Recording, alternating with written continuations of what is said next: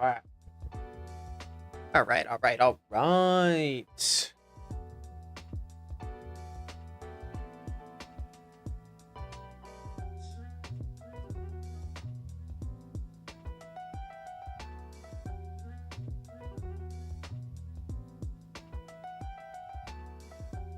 Perfect.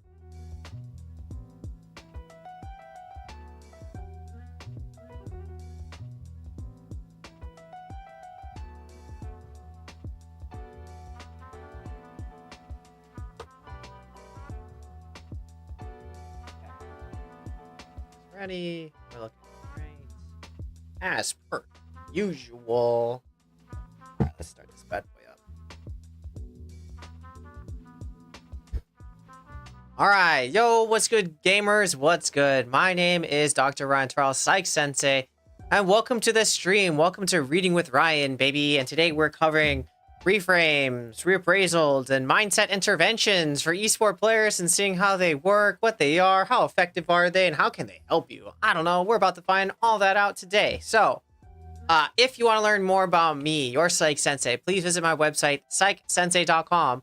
There you can find all of the resources. I try to drop like 4 pieces of content, short form every single day on my TikToks, my LinkedIns, my TikTok, LinkedIn, YouTube, Instagram, Reels now.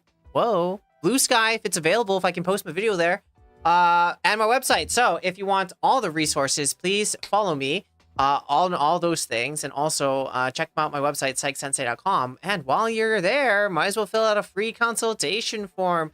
Let's find out what your win condition is, what's getting in your way, and how we can get there together, shall we? And the best part about that meeting, it's completely free. So fill out that consultation form, and let's get started. But speaking of getting started, why don't we just jump into this article? I'm excited. Let's do it. And as always, here on the stream, baby, this is a conversation. Don't get me wrong. I love the information in all these articles. It's super cool. But what makes this stream more better is when y'all ask me questions or whatever. Maybe I should put that text on the top, like ask me esports psychology questions, or ask me psychology, or ask me esport questions.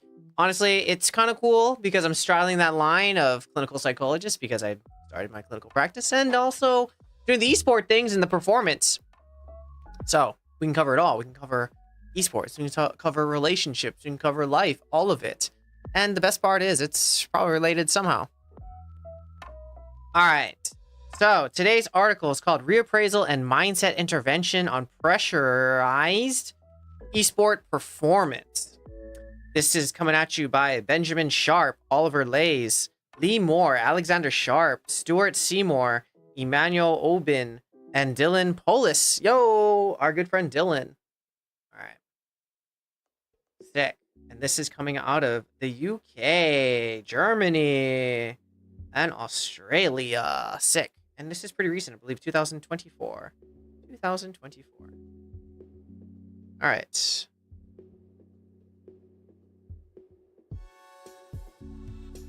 All right. Esport athletes, much like traditional athletes, are frequently subjected to various sources of pressure, including performance, stressors, team issues, and social media exposure. Bro, those are, I mean, you would be amazed of the social media stuff that pro athletes have to go through. I mean, I think most interestingly, it kind of relates to like March Madness just kind of completed. And I think there was a TikToker saying, or TikTok reports, or in general, they're saying like, oh yeah, these college athletes are getting harassed on their social media or getting texts about messing up people's parlays because they missed a shot or they made the shot, and because they missed or made it, they are messing people's bets up, and so they're harassing them. And that happens all the time in CS pros. They get these hate messages for the same reason, because either people bet that they're going to win the game or hit this many shots or end with this certain KDA or whatever, and they don't, and they lose their money and they get all mad, and then they text the pros like, oh, I can't believe you ruined my bet. And I've had discussion with pros about this. I'm like, what do you think about that? They're like, you know, it's the cost, or it's part of being a pro that people are upset with you for winning games or missing shots. Like, that's what's up. I'm like, damn, I mean, that is what's up, but that's a real problem. So the reason I'm bringing this up is because the stressors, there are many. There's not just playing stressors that professional players or athletes need to deal with. All right, research in surgical aviation and sport fuels. Maybe I think team issues and is probably a huge one too in general. Okay. Surgical aviation and sport fields have established that impact of pressure can vary greatly and is influenced by various factors. The extent to which athletes perceive pressure as either challenge or threat significantly affects their experience of anxiety-related cognitive and physiological symptoms. Yes, that's it. Did you know, fun fact, that the only difference between anxiety and excitement is your interpretation of the sensation? Because biologically and cognitively, excitement and anxiety are the same exact experience. The only thing that changes it is your perception, experience, interpretation of the thing. So, the word here that is critical is, I'll circle it, perceive. That is the key here. Perceived pressure. So if you perceive the pressure as a challenge, research has shown that you're probably more likely to overcome it, meet it, deal with it more effectively, versus if you see it as a threat, you might be avoidant, you have more anxiety, you have the oh no's. So just literally labeling it as pressure or challenge significantly affects their experience of anxiety. Just seeing it this way significantly affects their experience of anxiety-related cognitive or physiological symptoms. Literally, it comes down to your perception. And that's a skill. You can train your perception to relabel it as such. You just got to practice it and believe it. It's a skill issue. It's not a inherently, I believe this and it forever will be. It is how do you see it? What's your relationship with it? And how can we see it differently? That's it. All right. For example, athletes who view stressors as an enhancer, for example, evaluating a situation as demanding yet having the resources to cope, may experience improved performance, whereas someone who feels overwhelmed may experience pressure as a hindrance to performance. I had this teacher, shout out to ABG, Allison Burns Glovers. I remember back in the day taking her psychology course, and she was talking about stress, and she said, "You'll never be stressed in this course." That was a lie. I was stressed. But per her definition, she says, you will never be stressed because stress is when you don't have enough resources to address the issue at hand. And from that perspective, resources could mean physical resources, could be cognitive resources, could be emotional resources. Whatever resources you had, if you don't have enough of them, you experience it as stress. And so the point that she was making was that we would never feel stressed because she was always going to be there for us. And it's true, she was there a lot of the time, but at the same time, still was stressful, you know, from the other definition of I just feel this way. Oh my God, pressure. But if you want to think of it from a resource perspective, maybe the anxiety or challenge is, do I have the resources? Do I know how to use the resources? And am I confident in being able to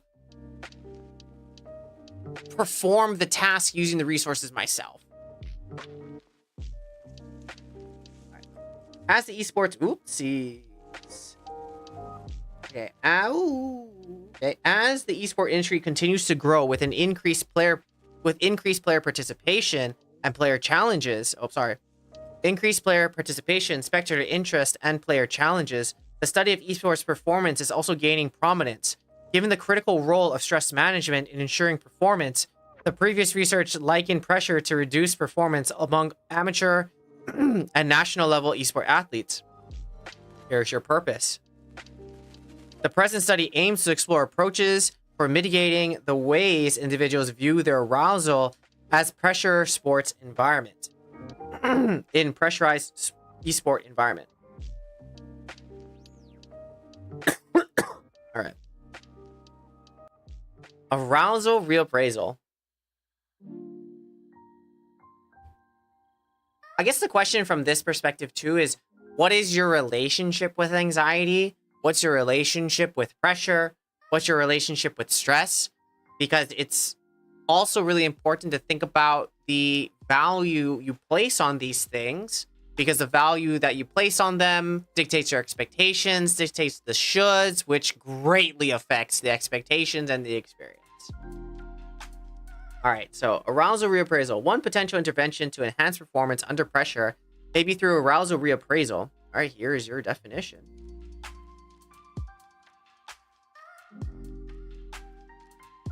All right, arousal reappraisal involves perceiving physiological arousal, such as an increased heart rate noticed through interoception, as a facilitative tool rather than a debilitative response. All right, the best example that I have of this is in the movie 300.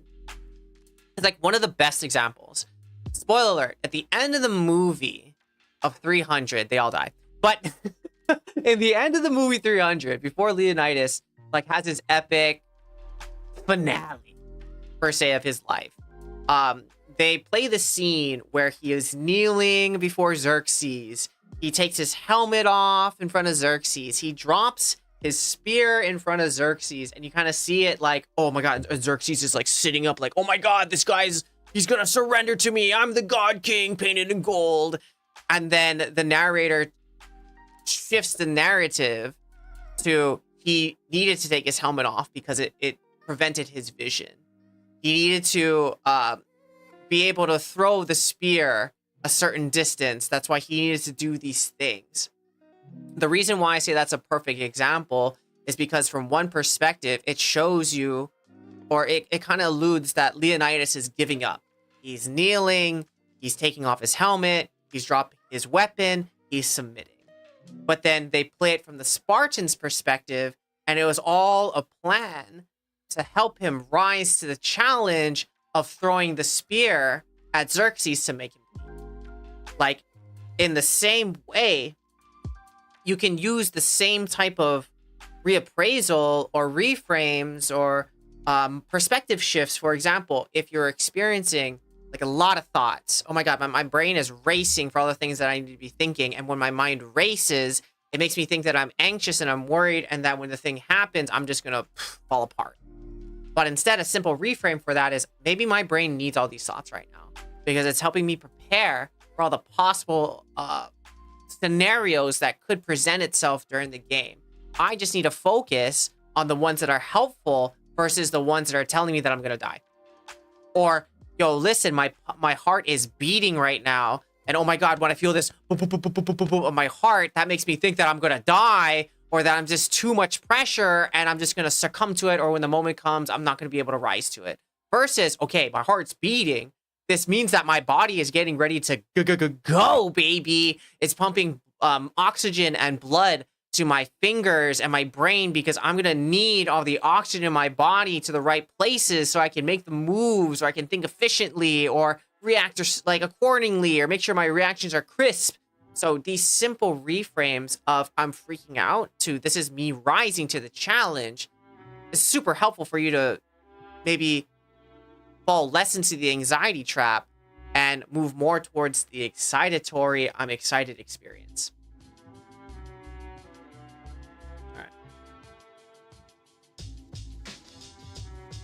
All right, this strategy allows individuals to reconceptualize pressure as a coping mechanism. Yes. Yes. If you can see it differently, have a different relationship, it will be different and you can use it accordingly versus, oh my god, I'm gonna die. Encourages individuals to use their physiological reaction as an additional source that can facilitate optimal performance, and has been found to stimulate a challenge state and improve performance. I think what's good about this challenge state too, versus more of the, what's the other one? They call it challenge state, or maybe avoidant anxious state. If you see it as a challenge, you're more likely to lean in, versus if you see it as a threat, that's the word you're looking for. If you see it as a threat, you're more likely to avoid, pull away, And by leaning away, pulling away, avoiding the thing, it actually makes your fear more likely to come because you're not doing the things that you typically do to get after it. Okay, Moore et al.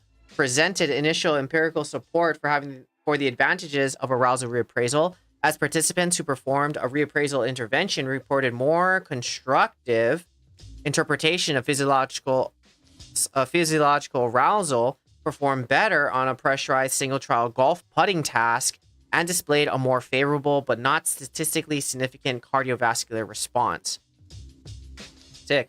Samuel et al., however, demonstrated that arousal reappraisal can lead to more facilitative cardiovascular responses, positive perceptions of resources, and self-confidence, promoting a more adaptive pressure response in pressurized motor performance situations.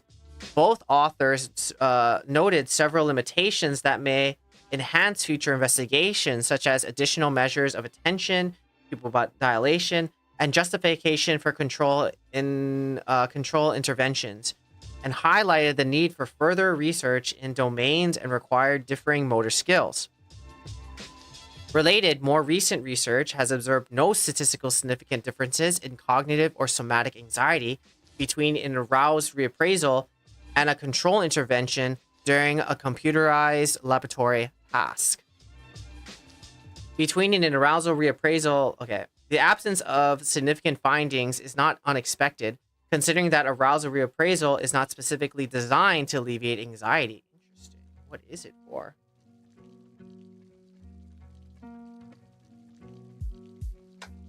Okay, instead, its primary aim is to promote individuals to perceive high pressure induced increases in physiological arousal in a constructive manner. You know, though, at the same time, if the arousal reappraisal is just to see psychological arousal as constructive, as helpful, as something that's going to push them forward, why wouldn't it decrease anxiety, right? Because you're switching your perception of anxiety as, oh no, this thing is going to kill me. Oh no, this thing means I'm going to do bad. Oh no. Period. Versus, oh, I need these things. This is something that's going to help me. This is actually a tool that's going to get me over the line or going to help me lock into this flow state that I need to be in. This is a prerequisite to flow. This is a tool. Yeah, it would decrease your anxiety. It would help you. It would make you more resilient because, again, you see it differently. You see it from a more you see it from a more positive perspective. That's kind of like winning the lottery, and instead of going, whoa, I won the lottery, my life is going to change in such an amazing way. I can buy a house for my family and for myself and do all the things I wanted to do that I never could do, and maybe live a little bit or just live because the lottery. Versus winning the lottery and thinking, oh my God, now I have no idea who my real friends are. Oh my God, I have all this money and everyone's going to want a piece of it. And oh my God, I heard once that lottery winners win all the money, but then the next year they're homeless. Oh my God. It's the same kind of thing. But in this case, the tool or the thing is money versus a somatic state like your heart is beating. And the interpretation of what that money is going to do positively and how it's going to influence you positively versus how the money, the tool, is going to influence you negatively and what's going to happen. Same thing. Same, but different. Nevertheless, the authors emphasize an approach termed stress optimization to mitigate the negative outcomes associated with the presence of a highly pressurized context. Stress optimization. Stress optimization. Maybe it's not optimization. Maybe I'd say it's stress utilization. Maybe it's stress. Yeah, because I feel like it's yes, you can optimize your stress, but from that perspective, stress is still a negative connotation. I would say it's like utilization. That's what I would say. You're using your stress positively. But then again, we're gonna fight around semantics, so it doesn't really matter. Does not really matter. Does it matter, Booperson? Not at all. Not at all. All right. Consequently, there are no studies examining the impact of arousal reappraisal on esport athletes operating within high-pressure environments, thus warranting further investigation. The potential insights gained from such research not only holds promise for enhancing esports performance, but also carry the potential to offer broader applications by advocating for positive reframing of stress perceptions within various pressurized contexts beyond the realm of sports, such as an occupational setting. And the occupation here is gaming.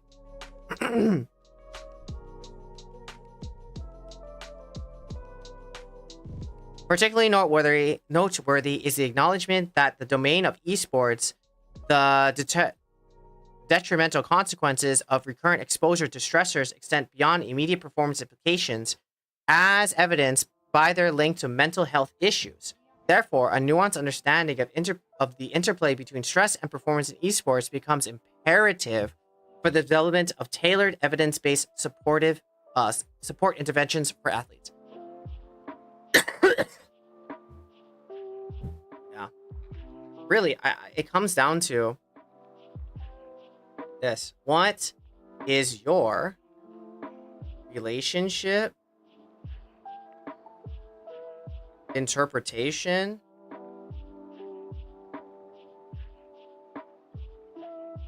utilization,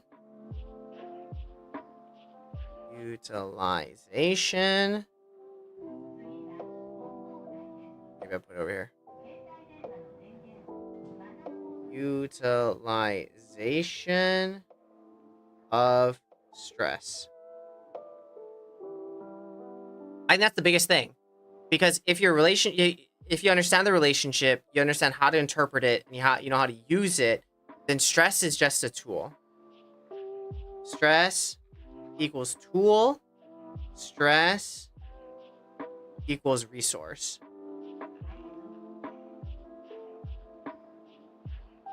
Versus stress as something else. So I think if you can see stress as a tool or resource, you can utilize it in a better way versus it's an experience that means that I'm going to die. Because you won't. And you need stress. Okay. That's another thing. I think the other thing to mention is that you need stress. You need stress to perform. You need stress to live. And in that way, stress isn't bad. Yerkes-Dotson's stress model is the perfect model to look at that says that we need stress.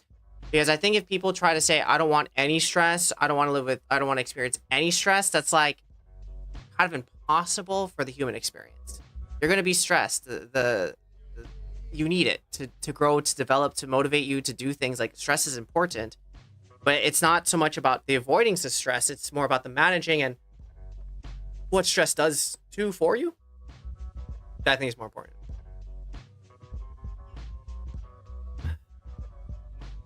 Research has indicated, all right, stress mindset. Research has indicated the approach of combining a reappraisal intervention with stress mindset tools. Specifically, stress mindsets are outlooks about how one perceives the experience of stress. Yes, perceives. Again, I have a bad habit of saying again. The interesting thing is, this is the second time they've used this bad boy. Perceives the experience, how you see it. Stress is enhancing or debilitating in relation to performance. Given the intricate nature of stress, which can potentially yield both advantageous and debilitating consequences, stress mindsets function as simplifying frameworks that orientate individuals towards a specific set of anticipations or motivations. These frameworks are designed to enhance the likelihood of individuals experiencing the beneficial effect of stress. Room. That guy got teased. In fact, literature has underscored the metacognitive dimensions of mindsets, observing that participants, when educated about the concept of mindset and informed about research highlighting these mindsets, are not inherently true or false, yet yield self-fulfilling outcomes, tend to adopt more advantageous mindsets. mindset education be key, it seems. Because, I mean, really though, if you think about mindset education, when's the last time you did your own self-study of your mindset? Like, your beliefs, your values, value of stress, how you respond to stress. Like, how often do you sit down and do the meta work of your internal workings or your internal mindsets, your shoulds, your values, your expectations, those types of things? My guess is probably not often. But if you were able to sit down and think of these things, because that's what education is, right? What's a mindset? How do you use it? Where does it go wrong? What is yours? Like, if you're actually able to sit down and figure out your mindset and the limits of it and how you want to use it, I'm thinking that it probably be really helpful, not just in your games. Because, I mean, even think about the mindset of learning, the mindset towards losing, the mindset of winning, the mindset of improving. Like, what do all these things mean? How do they affect your climb? And then how could we make them more congruent or more efficient for you to do the thing that you want to do?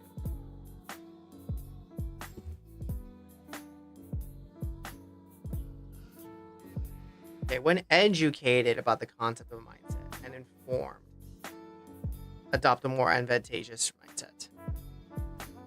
Okay, this inclination towards an adaptive mindset is driven by its pragmatic utility, irrespective of its complete factual accuracy.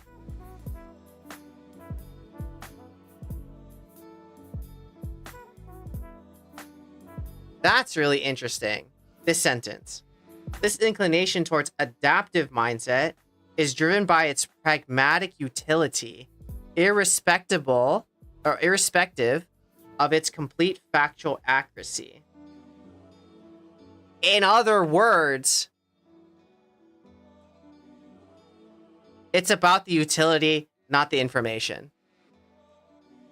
Okay. I'll put it here. Mindsets are about utility,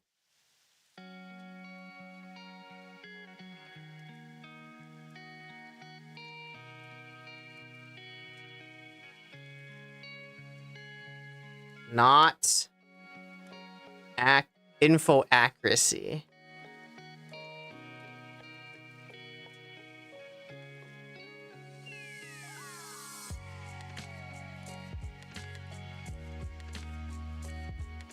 Why this is super important to state is this is the reason why sometimes people's thought about mindsets or how things work, they may not be completely true. They may be fueled by feelings or experiences, but it's about the pragmatic utility. What is the way they're used, the effectiveness in their use versus it's based on fact. Because again, the mindset is about your perception. It is based on truth, your lowercase t truth, your perception of it, but it may not be based on 100% truth, capital T truth. It's based on your truth and how you use it and what's good for you, but maybe not everyone, maybe not objective truth. Furthermore, Krum et al. Posits that individuals, upon recognizing the strong influence of mindsets, are more inclined to embrace adaptive mindsets due to their practical value, even if these mindsets are not entirely incongruent with objective reality. Similarly, scholars emphasize the significance of presenting more neutral information, avoiding exclusive emphasis on a single notion, such as stress is enhancing. This approach is motivated by the inherent conflicts in the field's body of knowledge on stress-related manners and the potential ethical challenges that could arise in exclusively imparting participants with a biased subset of literature. I mean, yeah, it's bad to lie to them at the same time. But what if you did? Like, what if you did? Because, like, okay, I don't mean, like, what if you did as in, you should lie to them. But I'm saying, like, what if you did as in, like, you just fed them that stress was helpful, or they needed stress, or like this was gonna, like, this is the secret sauce to help them win. Like, you know, like that scene from Space Jam when Bugs Bunny gives everyone Mike's secret juice or whatever, Mike's secret sauce, and that water bottle was just water. But in that next quarter, they came out swinging. But then when they found out it was water, aka placebo, like they stopped playing well.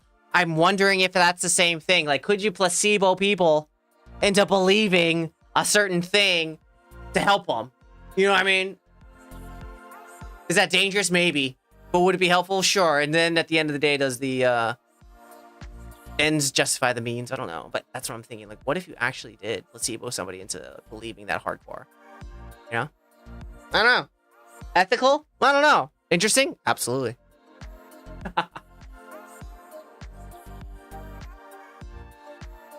Hey. Haven't had black tea in a while. This thing got slapped.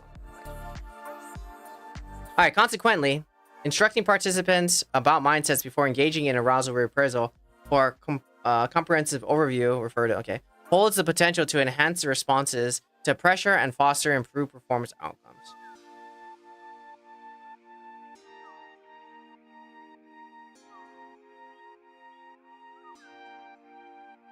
Potential. What, stress you boy? What? Wanna be stream dog? Wanna be stream doggy? Gotta read loud, you know. And your mom comes home pretty soon. Alright. Influence of pressure. The influence of pressure on performance is intricate. Contingent upon various factors such as trait anxiety, self-confidence, and coping responses. That's great. I like that. Its impact can manifest positively or negatively based on an individual's perceptions. There it is again. Manifest positively based on an individual's perceptions and evaluations of stressors. Let me just circle that again. That is the third time this word's come up. Perception remains king or queen above all. The integrative framework of stress, attention, and visual performance referred to as the integrative framework herein elucidates how diverse responses to pressure influence attentional and visual motor control, subsequently affecting motor skill performance. For instance, anxiety can disrupt attentional control and diminish performance. You can take that to the bank, because here's Wood and Wilson's citation, bro. So when you go, dude, did you know this? It's based on science. In essence, the integrated framework posits that individuals consciously and subconsciously evaluate the demands of a stressful situation and their ability to cope. Those who perceive, perceive, I'm gonna circle this one, perceiving. Those who perceive sufficient coping resources tend to view the situation as a challenge, while those perceiving lack of resources interpret it as a threat. Okay. This makes me think too, then. Who perceives sufficient coping resources tend. So if you think you have... Okay. Now we got to an interesting spot, because what I'm thinking about is, all right, even if you didn't have resources, but you thought that you had enough resources because you perceived that you had enough resources, even though you may not have objectively not had them, I wonder if you still would view it as a challenge. This is kind of reminding me of that phrase, you know, what is it? We don't play the hands that we want, we play the hands that we're dealt. I wonder if you think of that phrase, that is a resource that is seeing your situation as enough resources, because although you don't like the resources you have, the cards, you're still going to play them to your best ability. Versus if you focus on the cards and you get stuck on the I hate the cards mean I'm going to lose or have a not so good time playing, or the possibility of me losing is increasing because of the shitty hand that I have, you probably would see your hand as a threat and thus feel anxious and not perform as well. But if you see them as a challenge or doing the best that you have with what you got, the resources, you probably see that as more favorable, and you can probably steward the resources, even though if you don't have many, to the best of your abilities, versus seeing the resources you have and not even seeing how you can best use them, thus threat. The attention control theory delineates challenge appraisals with a balanced influence of goal-directed and stimulus-driven systems, whereas threat appraisals exhibit an increased influence of stimulus-driven systems.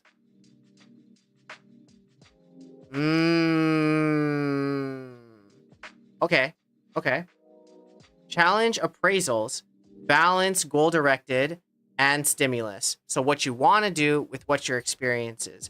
Whereas threat appraisals, they mostly focus in the stimulus, how I feel. I'm thinking that's what they're trying to say.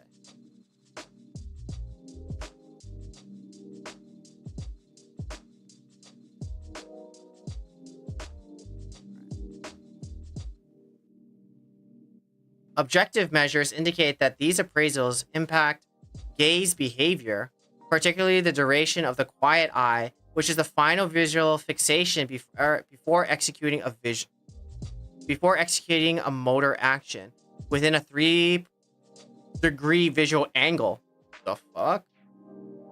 What? Gaze behavior. That's wild. Well, I guess you have eye trackers and stuff that you can check out gaze behavior, but wow. Let's get specific. 3 degrees, by the way. Notably, longer quiet eye durations correlate with challenging appraisals, while shorter durations signify threatening appraisals. Reflecting changes in the allocation of cognitive resources. Allocation of cognitive resources. Studies consistently show that challenge and threat appraisals predict performance, increase or decrease. Continue to be a subject of inquiry. As an illustration, recent research explored the repercussions of psychological pressure on cognitive anxiety, challenge and threat assessments, gaze behavior, cognitive exertion, and action performance in an esports task involving Counter-Strike competitors. Bro, Counter-Strike is killing it in the study arena. Consistent with the integrative framework, participants in high-pressure conditions reported elevated anxiety, perceived threat, and suboptimal gaze behavior, leading to inferior performance compared to lower pressure conditions, despite increased cognitive effort.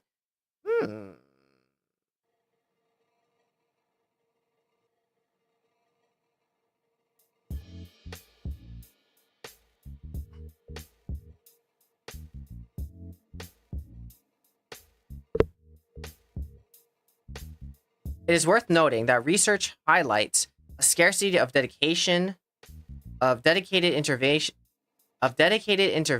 mediation. Oh my god. A scarcity of dedicated interventions mediating psychological pressures, influence on perceptual. There it is. On perceptual cognitive performance. Nevertheless, Sharp et al., amongst others, underscored the opportunity for empirical testing of interventions, given the discernible effects on action performance induced by pressure manipulation. All right, let's see what they did.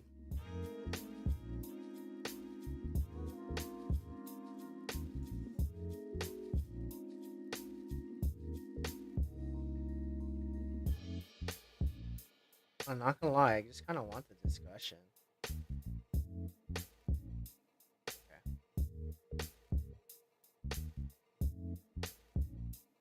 All right, let's run through this bad boy. All right, what did they do? Okay. Based on the prior research in analogous task. An increased perception of pressure may result in heightened perceptions of cognitive anxiety, threat appraisal, decreased quiet eye durations, and ultimately a decrease in performance. Therefore, Experiment 1 aims to investigate the impact of pressurized esports context on measures of state anxiety, challenge and threat appraisals, gaze behavior, effort and action performance after exposure to arousal reappraisal. In line with the integrated framework and informed by prior literature in esports, we posit that while high-pressure scenarios would elicit an increase in state anxiety, threat appraisal, shorter quiet eye duration, increased effort, and reduced action performance, an arousal reappraisal intervention would enable performers to perceive a pressurized context as less threatening compared to the control intervention. Consequently, we predict that the intervention would demonstrate statistically significant differences against the control intervention in action performance and gaze behavior. Yeah, I guess they're just really testing this bad boy. Okay, how did they do this? I'm gonna skim through this.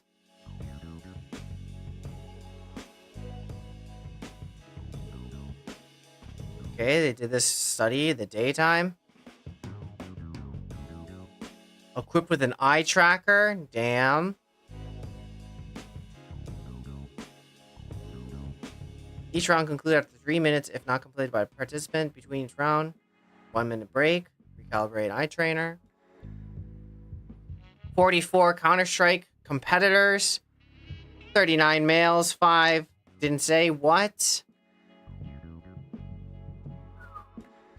Their mean average time was 2,082 hours. Damn.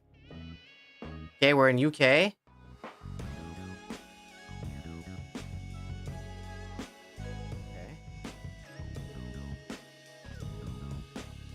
Okay, they looked at state anxiety using the immediate anxiety measurement scale. There. Likert scale. Challenge and threat appraisal. Okay, from the cognitive appraisal ratio. That's 2 questions. They asked 2 questions. Right?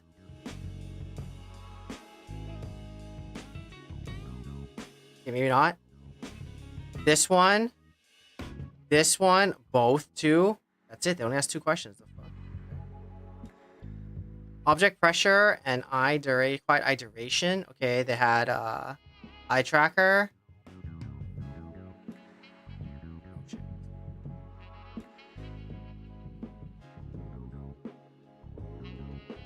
Eye tracker. Pupil size. Interesting. Right eye dilation. Nice. Interesting. Okay. Action performance measured through total time taken to complete Counter-Strike time trials. Okay.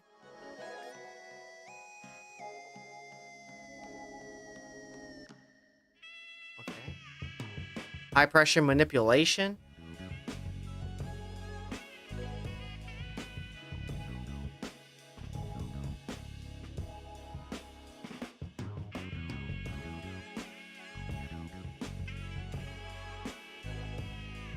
Interesting. Okay. You heard about birds. Man, is this the tech?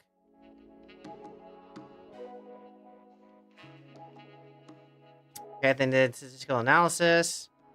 And then this is what we wanted. Okay. Discussion. Experiment 1 sought to analyze the impact of a single session arousal reappraisal intervention related to a control intervention administered immediately preceding a highly pressurized esport task. This investigation encompassed state anxiety levels, assessment of perceived threat, and objective effort. In parallel with our inquiry, delved into the potential alterations induced by the intervention on certain performance-related variables, including quiet eye durations, time trial performance, and shot accuracy. Results indicated the arousal reappraisal intervention seemingly prevented the typical effect that occurred when esport competitors perform under elevated profession. What? This was it. And the intervention, boys, was reading this passage, okay? So if you want to decrease your anxiety, and if you want to learn more about how to see your anxiety from a more helpful perspective, listen to me when I read this to you, okay? Take a screenshot of this and listen to me as I read this to you. All right?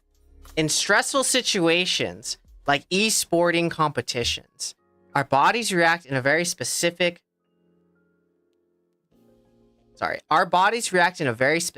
way. The increase in arousal you may feel during stressful situations is not harmful.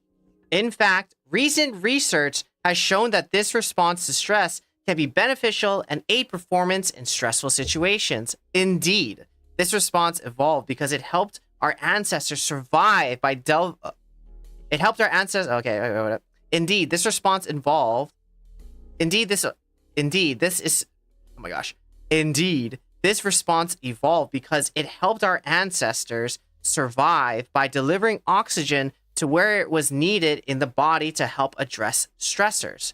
Therefore, before and during the upcoming Counter-Strike task, we encounter you to reinterpret your body signals and any increases in arousal as beneficial, and remind yourself that they could be helping you perform well.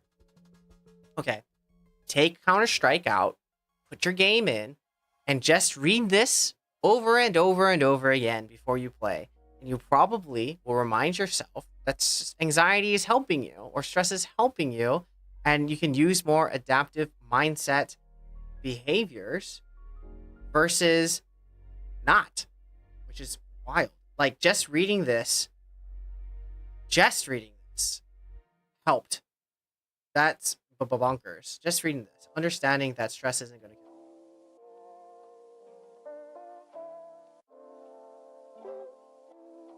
Given the primary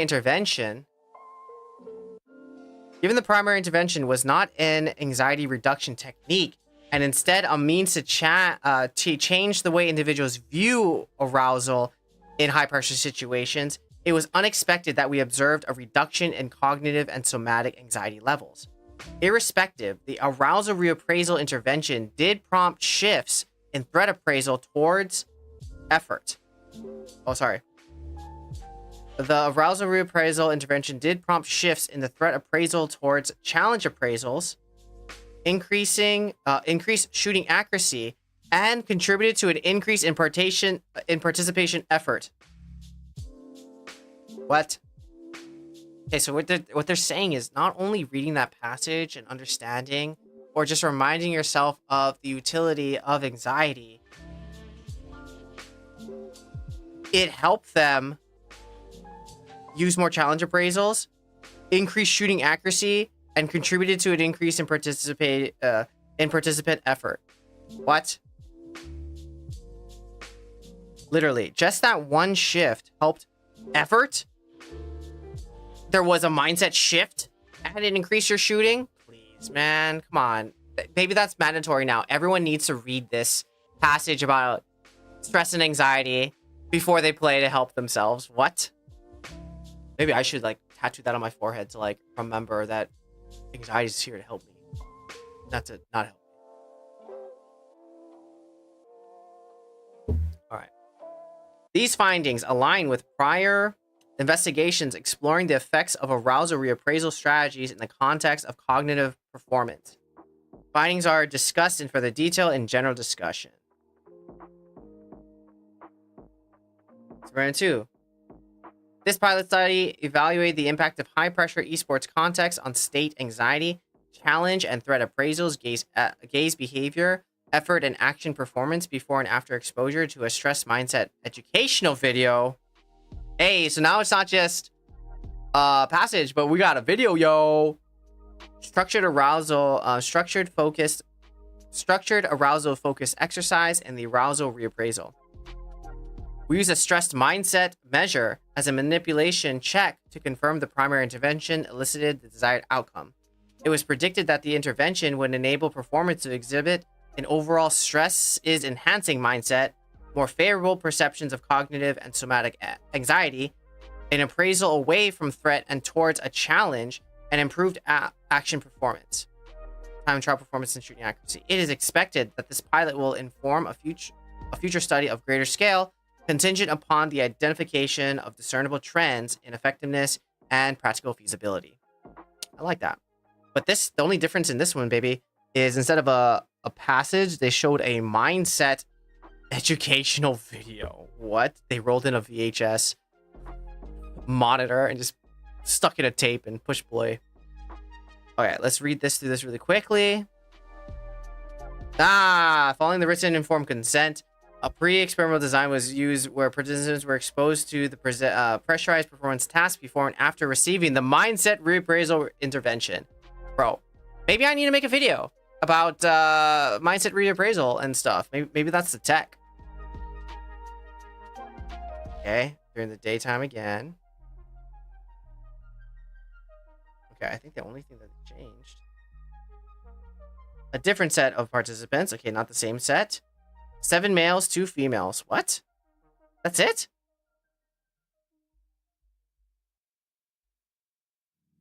Okay, and 1 that didn't want to disclose. What? Okay, they should have used similar participants.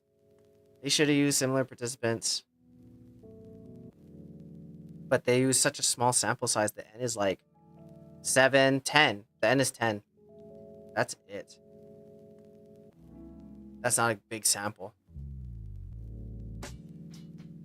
Okay. The measures, the same. Mindset measure. Kind of the same. Alright, the video, baby.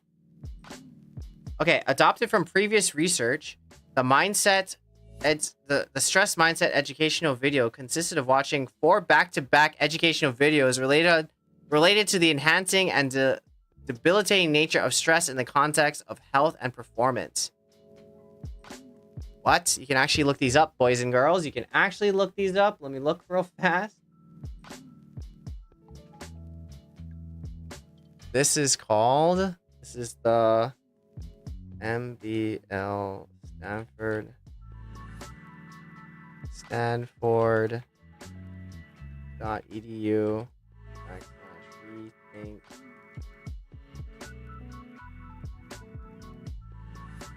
rethink stress. Rethink stress. Intervention.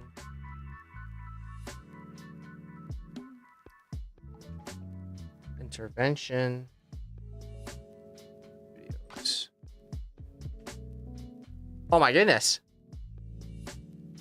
Bro, if you wanted to, you could also look this up. Here is the link in the chat, bros. If you wanted to look up these videos, you can look them up too. Bang.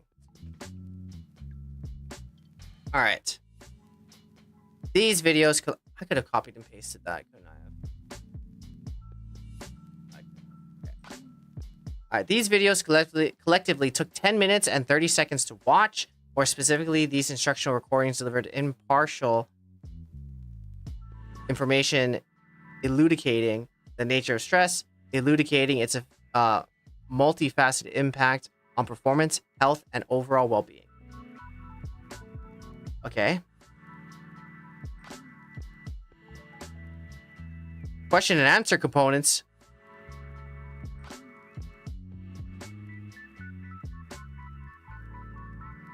Wow, so they actually watched the video and answered some questions? Sick. Makes sense to me.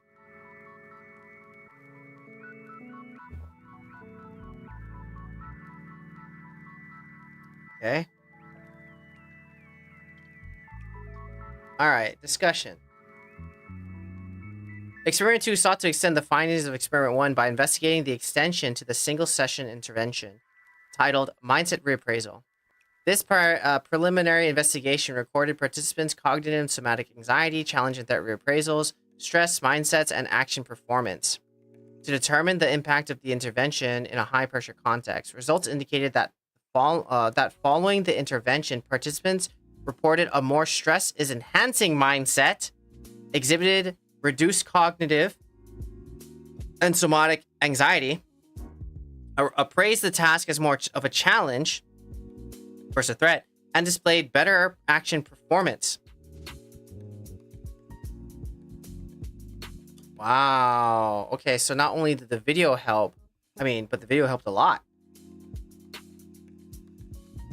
The video helped a lot.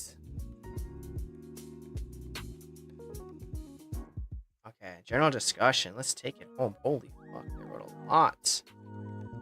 Alright. Got it.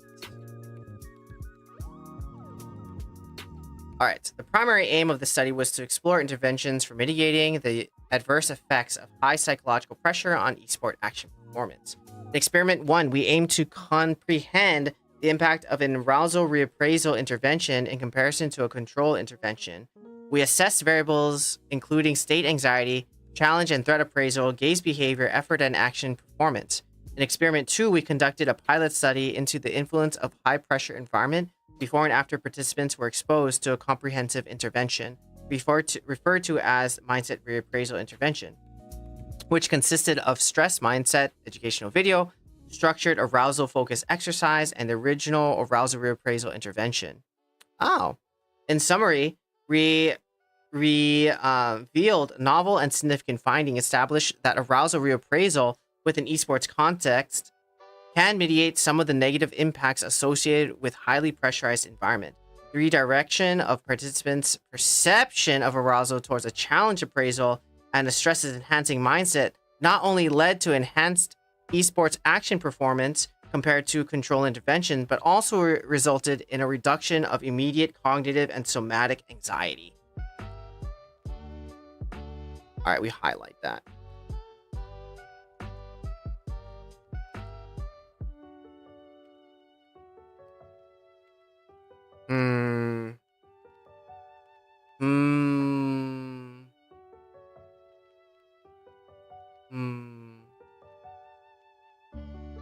I guess stress is important. Stress management. I guess stress management's important. Okay. All right.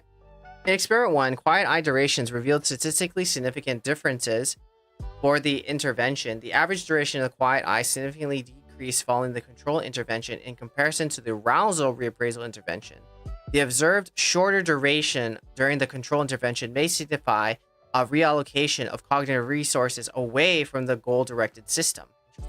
This reallocation potentially results in the reduced total time available for the detection of task-relevant information, consequently impacting the timing and accuracy of the athlete's motor responses, such as mouse click.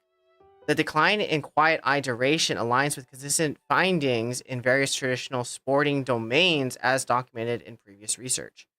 Our research implies that even for subtle movements, such as mouse control, the motor system demonstrates significantly improved accuracy when provided with better and more timely visual information. These findings underscore the importance of optimizing visual information processing in enhancing motor performance, emphasizing its relevance across various athletic domains. Findings certainly push for future research to extend the relevant strength for arousal reappraisal interventions by combining additional approaches that may enable individuals to experience more favorable stress responses, such as transcranial direct current stimulation, or like the approach adopted in experiment 2 with education components. I think educational components is good. I think that the thing is great, but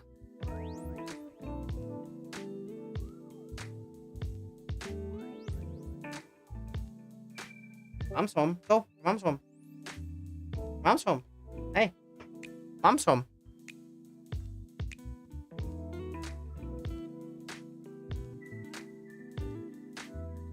All right, where are we? Arousal reappraisal intervention did not yield a statistically significant difference in time trial performance, whereas notable differences were observed following the mindset reappraisal intervention. However, it is important to highlight that both experiments, the introduction of either primary intervention resulted in a significant positive impact on state anxiety levels. This finding is particularly noteworthy due to the origins of somatic and cognitive anxiety symptoms can be elicited by different accidents, as well as their association with different performance outcomes. This phenomenon aligns with the framework of attention control theory, which suggests that anxiety might not necessarily impede performance if it prompts the implementation of compensatory mechanisms such as heightened effort. Interestingly, our analysis of pupil dilation data corroborated this notion by revealing a more pronounced alteration in pupil dilation from baseline among participants, subjective to the arousal reappraisal intervention in contrast to the control intervention. This could imply that individuals adopt compensatory strategies, perhaps taken from this intervention itself, to safeguard against performance decline induced by the high pressure environment. Further, the integrative framework may explain why no statistical significance difference were observed in the time trial performance during experiment 1. The framework postulates that heightened investment might not necessarily enable participants to sustain or elevate their performance, as the external effort may predominantly contribute to the initial evaluation rather than serve as response to anxiety. Okay. Conversely, our observations also noted significant differences in shooting accuracy, which may tentatively fall in line with prior research indicating that effort mediates a decline in performance in some pressurized contexts. Nevertheless, despite these considerations, it remains a compelling area for future inquiry.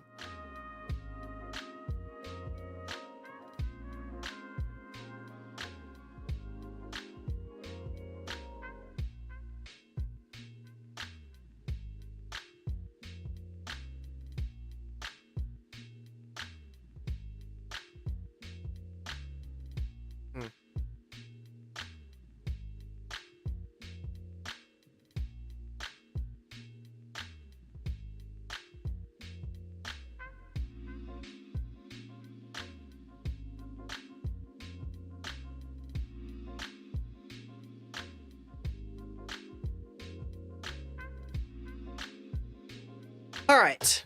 I think that's it for me. I'm getting tired.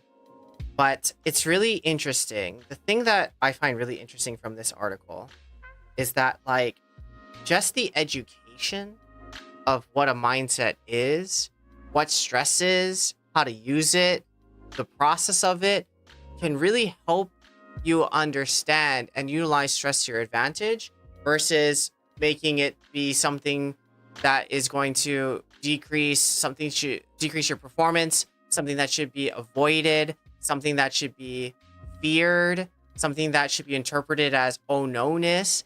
Like, when I think about this article, what it tells me is just merely reading a passage that tells you about stress or tells you what stress could do for you.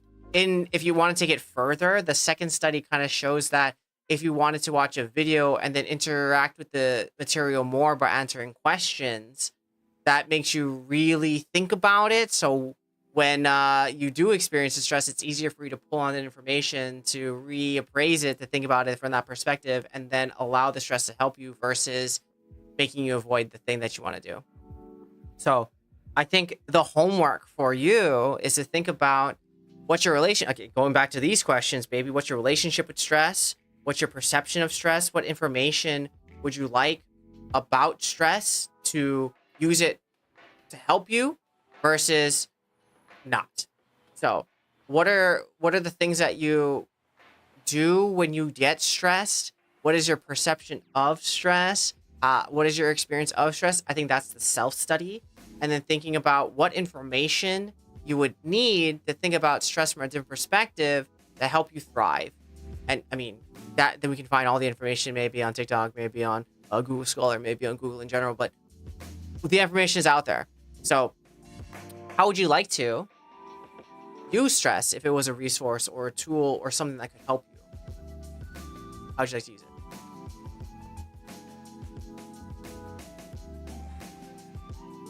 All right, friends. Well, thanks so much for coming and hanging out. I hope you learned something about stress and the way you can use it, or that it's not that serious, it's not that deep, and it's all about our interpretation and perception of it. I think that's the takeaways, baby.